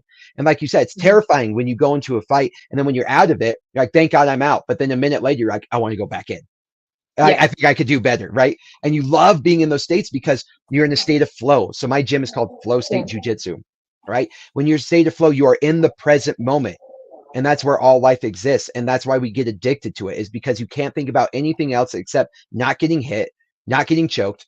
And you know what I mean? And then you're exhausted and you satisfied many of the aspects of your life of those chemical processes to earn your dopamine and earning your Yeah. dopamine through difficulty, ice bathing, and I'll get into that a little bit later. But as we start to release these different processes, it goes into age reversal because your body needs Mhm. to adapt to the environment and it wants to go through difficulties in order to release that. So if you Yeah. feel like you're too old, you're too fat, you're too slow, you're out of shape, good. Let's grow. Let's do it. Let's Mhm. reverse that. Let's like, okay, we're starting at a certain place and let's see where we are in a year from now. Like, good. Good thing that you have something to progress towards. Good. Yeah. So let's go ahead and get you in here and just get you started. No one in here is wanting to hurt you. No one. Yeah. And if you're in a gym where they want to hurt you, then that's not a Then very you're in good the gym. wrong gym. Yeah. You Exactly. need to find a different one. A consistent and continuing motif that and theme that I throw in my gym is that everyone should be able to roll safely with everyone else. If my Yep. 50-year-old mom over here who weighs 90 something pounds, and she's a badass by the way, but if she rolls with my 270-pound uh monster, they're going to Yeah. both have good rolls. You should be able to know how to make that roll good for you and good for your opponent and tailor it Mhm. down. And so all Yeah. these people are so excited for you to get involved. They're so excited for you to Mhm. grow. It's I don't know if it's a cult, but it's pretty close. And to the point where that they're excited to get you in, get you addicted because they know how good Yeah. they feel on the other side, right? Yeah. And so I don't buy any of the excuses in the sense that I don't think they are good excuses, but I do Mhm. understand that people have um reservations and which is why I Mhm. built my intro course, which is why I'm talking about this, right? And between veterans, between people who think they're beyond their prime, it doesn't matter. Yeah. Whatever you think, like, what's your prime for tomorrow? It's like, yeah, you missed your prime maybe when you were 27, but what's your prime now? Create a new goal. What is that? Maybe, and that's a Yeah. beautiful full thing about jujitsu is I just had a 50-year-old mom, like I say, go compete at Worlds. We went to Vegas and Nice. she competed at Worlds because there are other 50-year-old moms out there. And I think one grandma who is like, I still want to hit my prime. Mm. I could be the best female grappler at my age in the world. Who else Speaking of offers that? speaking of female grappling, this is just a plug because you said it and it triggered it. Every young lady should take a jujitsu class, even if it's just for the basics for rape prevention. Oh yeah. One, It's oh yeah. like For a lot of every prevention. woman, well, yes, but every woman should take this type of a class because it can save your life. So that's a shameless plug for everybody that for Yes. all the women out there and all the parents out there with girls, throw them in a jujitsu class because You are guarantee you you are they 100% are. right. Well, I tell you what, boys will not touch them because they will be afraid of them. Yes. Yes. Yes. It's okay. So a lot of the thing is when Hard predators, target. what Make yourself a hard target. predators exactly, they pick the weakest link. Mhm. You know what I mean? I like it was Yeah. funny when I'm there at Jiu-Jitsu Con and Worlds and stuff in Vegas, it's like you can see exactly who's a grappler because they have a certain posture, they have a certain Mhm. confidence, they have a certain stability. Every men, women, children. You can tell exactly who does jujitsu by just the way they carry themselves. It's so distinct. When Mhm. predators go for the weakest link, and the second you start fighting back, they're like, "This was a mistake." They're out of there. Yeah. You know what I mean? And so, anywho, we make, for example, women's class every Wednesday. It's completely free. So, like Mhm. yesterday, we've had as much as 20 women in our class or more, uh, and it's completely free. Like whatever woman you are, whatever place you're in, women taught. We have one of the best female grapplers in the world in our gym, Sarah Switek, and she teaches it. And so my wife is a purple belt, and she helps coach it. So we have plenty of these badass women who Mhm. we offer it for free. And so, and Nice. then if you get the itch, then you can continue on. But regardless of what excuses you have, I have an intro course to get over it. You know what I Mhm. mean? Like if you're like, Yeah. okay, I'm thinking about it, but I'm just not sure, go check out the intro course. What's the worst you're going to do is you're going to learn something. So Yeah. I, That is the my, worst. yeah, exactly. My You're goal gonna in life, learn. right? My goal in life right now is to, make veterans great again, get as many Yep. people on the proper human diet. This is my movement. I know there's a lot of Mhm. people who want to do this, but this is my, like, for example, my shirt, my merchandise. We're using all of the proceeds. And then we have a Make Veterans Great Again rash guard that Okay, that's cool. through X If Marshall. So you anybody can buy does this. not know what a rash guard is, I highly recommend, like, if you're gonna do jujitsu, you need a rash guard.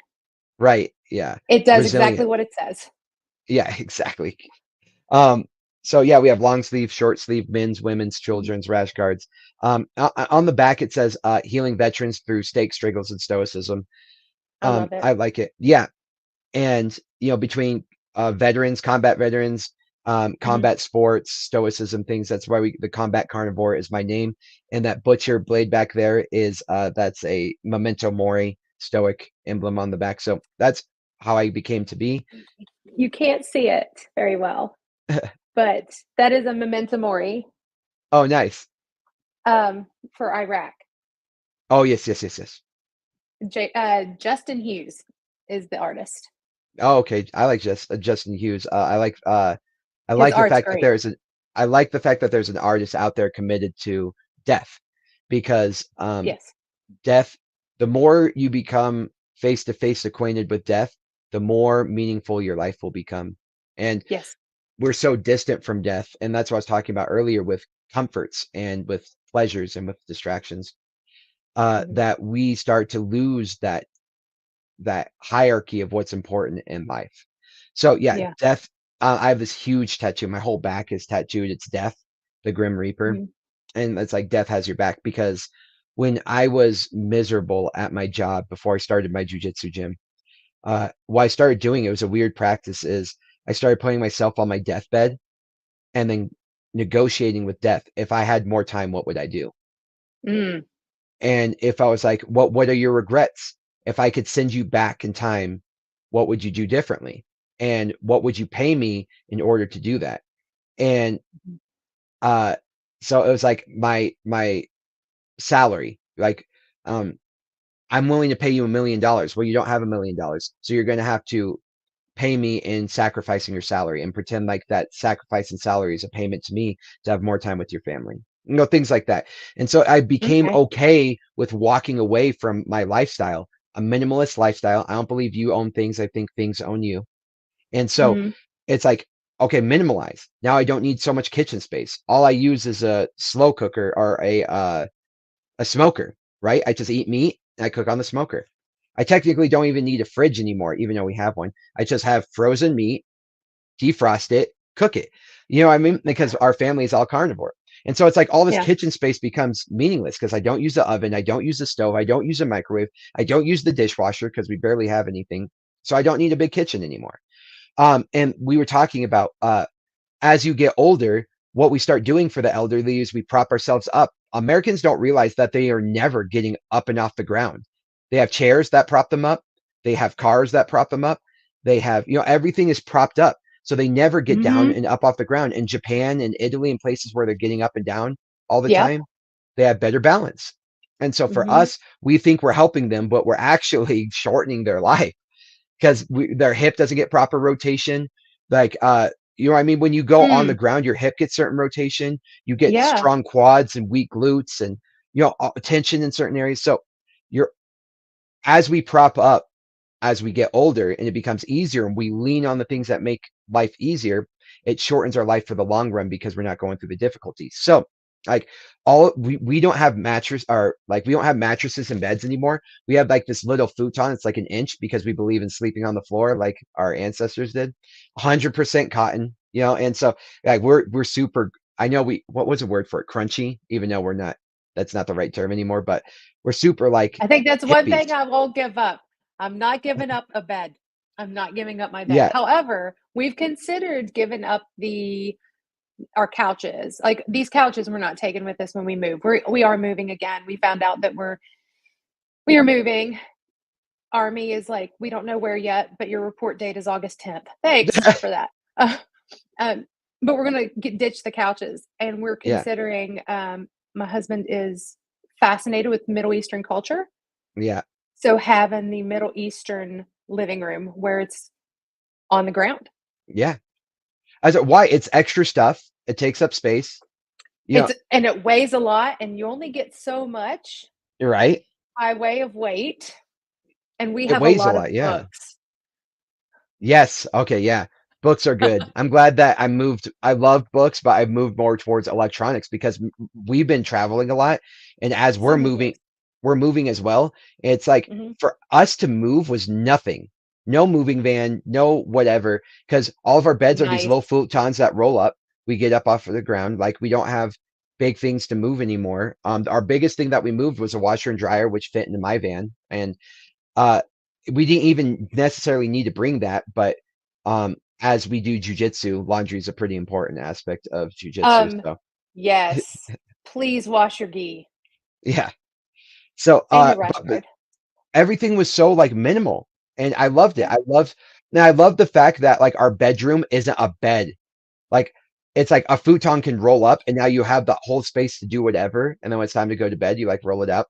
And when we travel, we get to bring Reminds our me of the beds beds, with us. the beds that came down Yeah. off the wall. Yeah. Yeah. So yeah, but the thing is like my back problems, hip problems, all the things from the military got better when I was sleeping on the floor.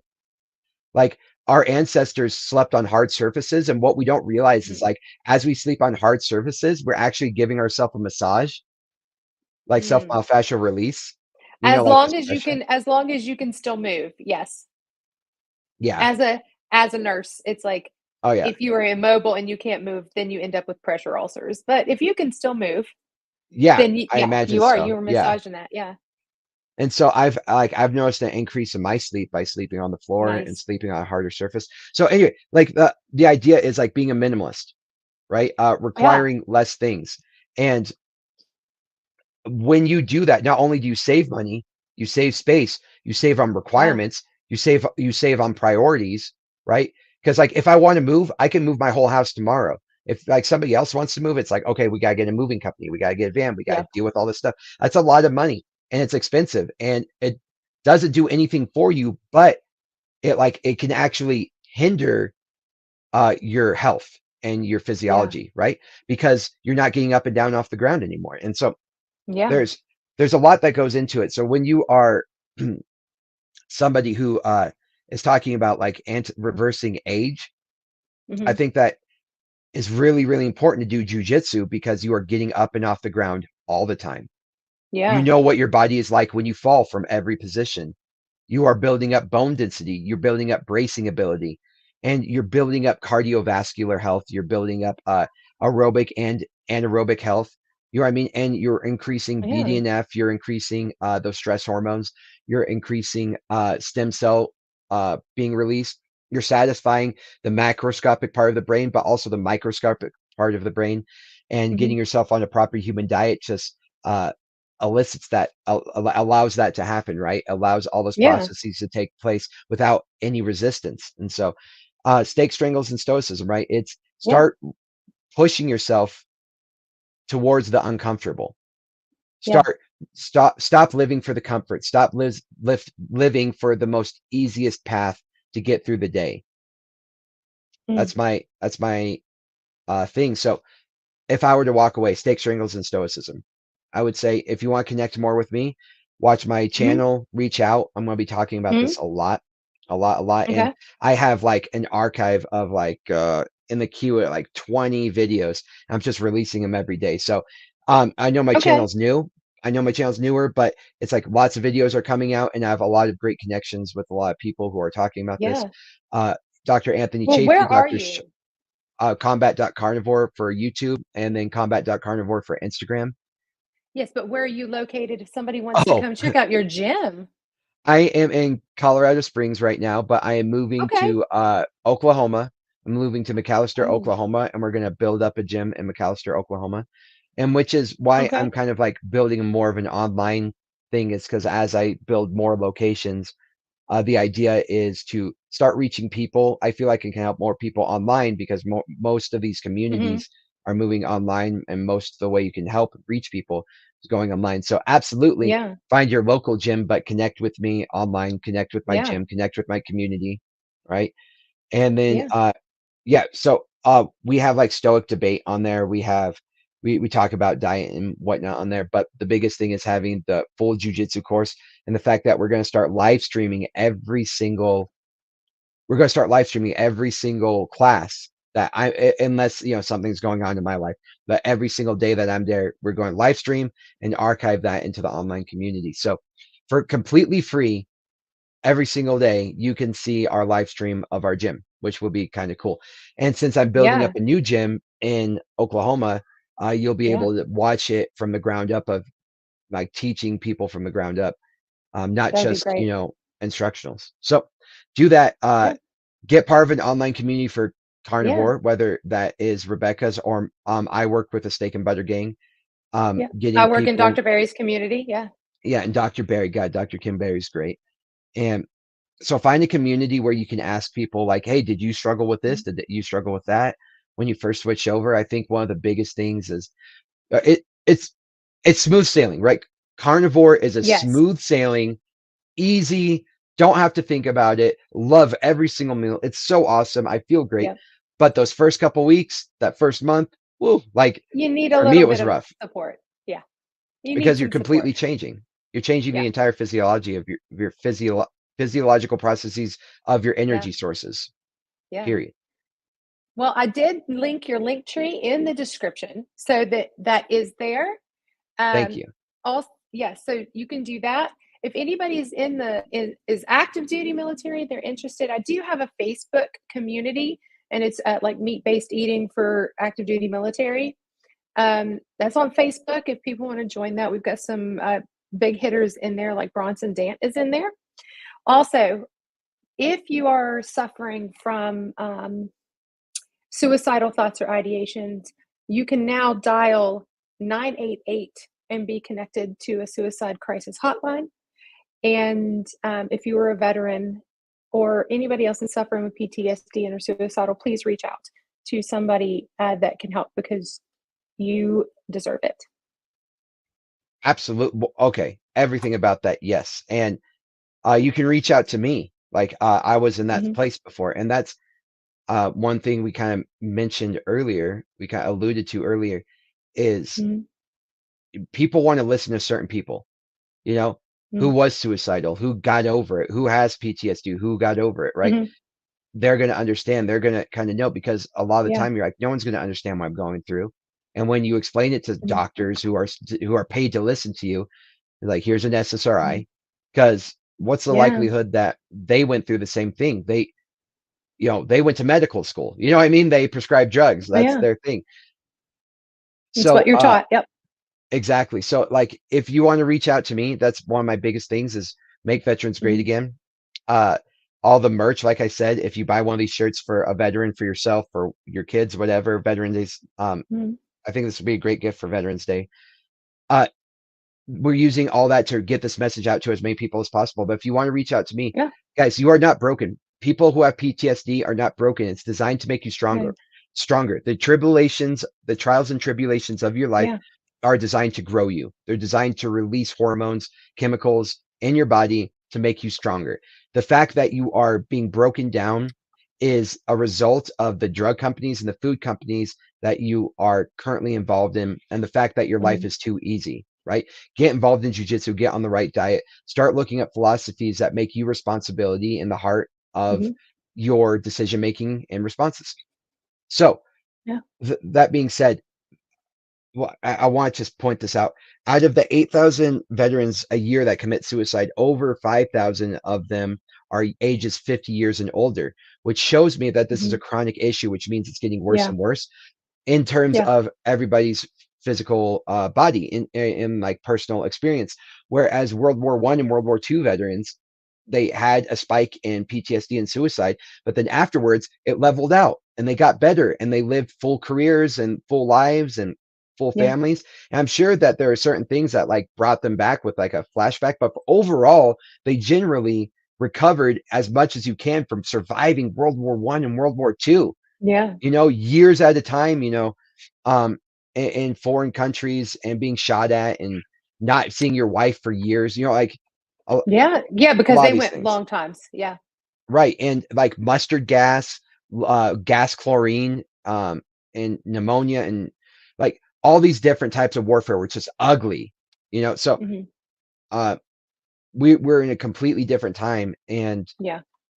not that I should be comparing wars, but I can't imagine that you would survive World War I and World War II and recover better than the war and terror.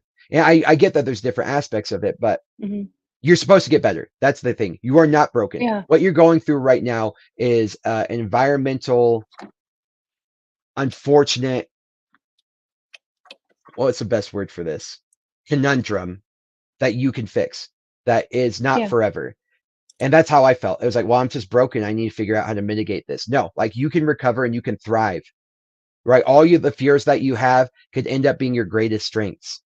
You just I got to love that you put seek it it. that you are not broken. You are not broken, because that's what we as a society look at PTSD as people that are broken, and it's not true. They're not It's not true. broken.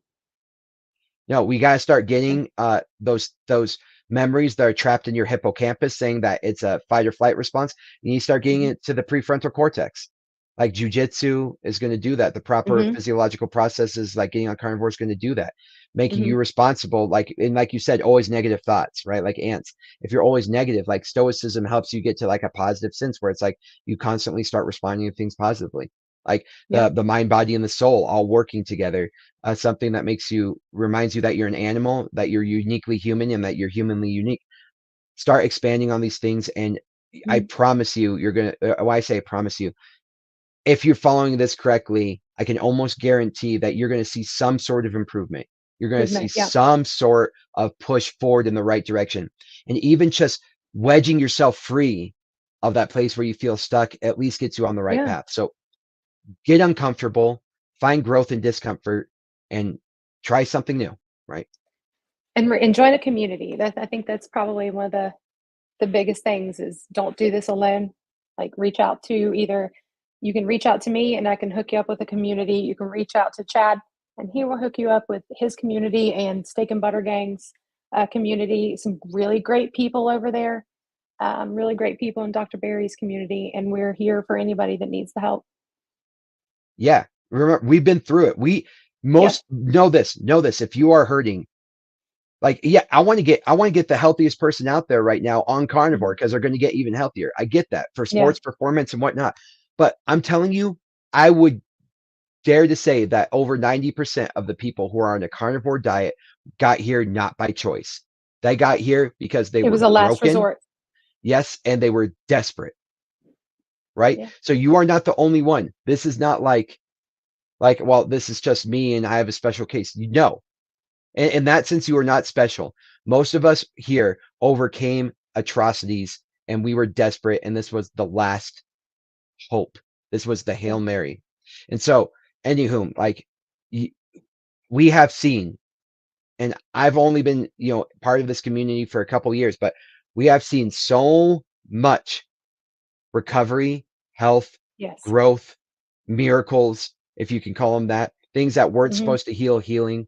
You Yes. in Jordan Peterson, Michaela Peterson, they're big Hmm. advocates, right? But we have seen so much growth, so much healing Yeah. that the even though it's anecdotal, it's like we're talking about hundreds of thousands of anecdotes by this point.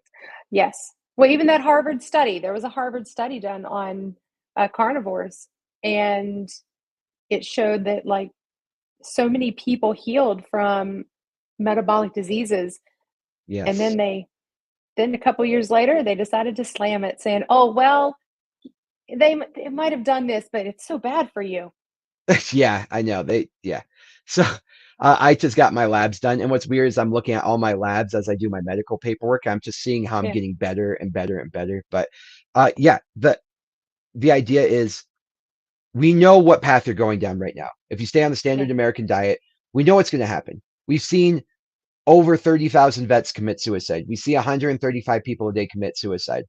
So if you're already going down that path, might as well let's give it the experiment. You're looking at thousands of people right now who have got off mental health drugs drugs. they're not, Yeah, and they're I now was on mentally health, SSRIs. Yeah, right? So you're like seeing thousands so of many people of do us this. have. Like, take the gamble. Fine. Like, you already know this is the guarantee if you don't do anything different. This is a Yeah, life full of SSRIs and maybe suicide. We already know that's the yeah, path, right? Like, so cool. Let's experiment. Let's throw a Hail Mary.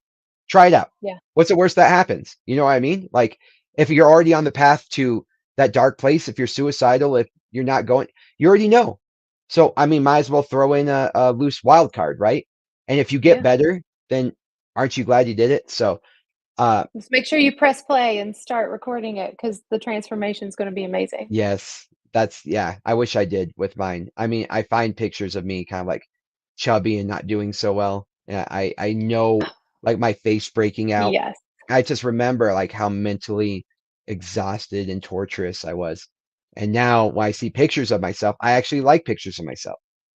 Like, Well, 2018 is when I started, and it was like there wasn't a whole lot of people doing like influencer status type yeah, stuff with it. So it's just like I did it because it was like I heard it can help autoimmune disease. Let's go. And yes. I didn't keep track, and yeah, Yeah, so I wish I know what would you're have. talking about. But thank you so much for having me on. No, thank you for being on. This has been great, and I think more people need to bring more awareness. So anytime you want to come back on, let me know. Absolutely, yeah. I love talking about this, and I love Yeah. going down the rabbit holes of it, and I love the idea that 22 vets a day commit suicide. So if I can reach one vet out there, that would be awesome. But if we can get this message out there, imagine how many lives would be saved. We could say, yeah, 135 people a day. I mean, potentially, if this message became mainstream. yeah, it'd be great. So, I well, I was gonna say thanks for being here. Yes, All absolutely. right. So everybody in the description, his link tree. So I go there, check him out, check out his dojo, and we will see everybody again next time. Bye, Bye, guys. guys.